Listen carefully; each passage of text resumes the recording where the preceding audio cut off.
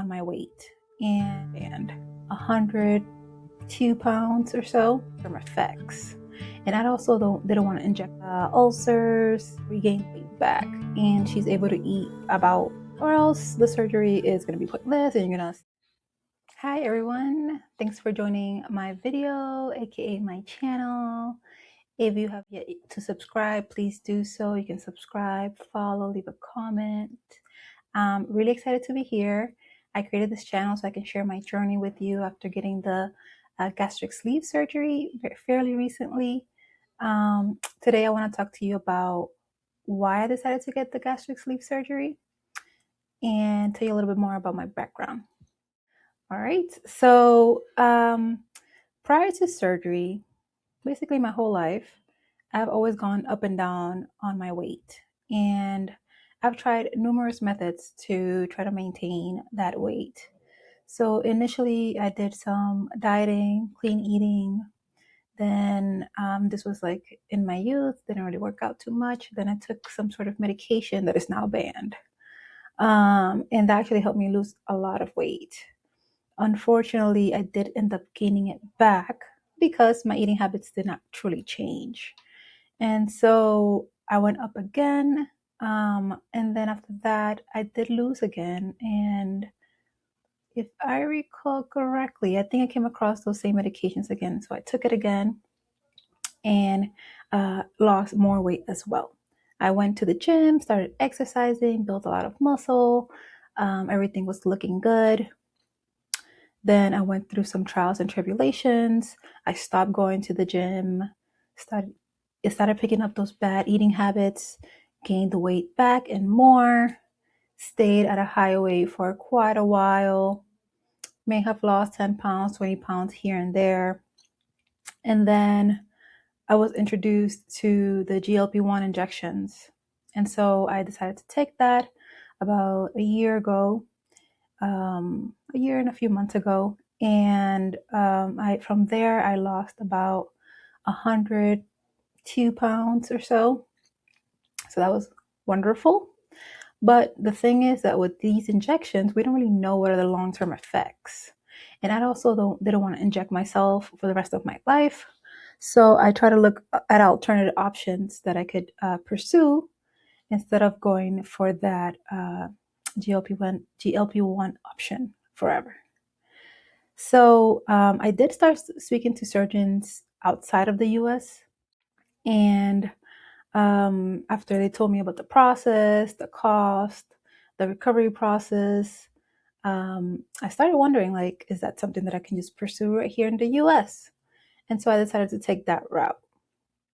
I did meet with my PCP, the surgeon, dietitian, and so forth.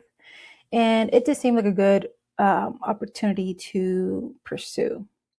When I met with the surgeon, he spoke to me about two options that are more relevant for me based on my medical history, family history, current weight, so forth. And it was either the gastric bypass, or the gastric sleeve. And he did highlight that the gastric bypass has more benefits when it comes to reducing weight, like more weight and keeping it off longer term. Also trying to minimize any diseases to sprouting about in the future and so forth. But he also mentioned the downsides, which could have been like malnourishment. That was a big one for me. Ulcers, the fact that it's irreversible. There's just a lot of side effects that I was just like, not convinced. So then I was like, okay, well, let me think about it. At some point, he showed me the risk calculator based on my information. He inputted that information in the system. And based on how much I was going to lose, what were going to be my BMI reduction, the probability of any diseases going away over time, the sleeve just made sense to me. So I decided to go with the sleeve. From the beginning until the end, that was about, let's see, I started in October. and I was approved by December. So it was a very short turnaround time, apparently.